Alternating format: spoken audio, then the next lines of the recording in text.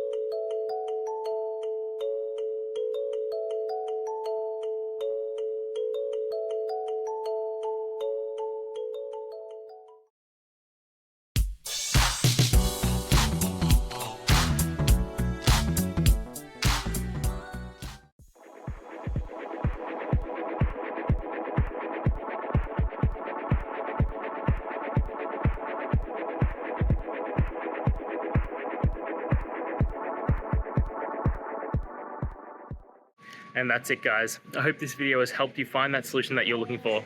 If it did, please hit the subscribe button. I'd really appreciate it. And until next time, I hope you have a good one. Cheers.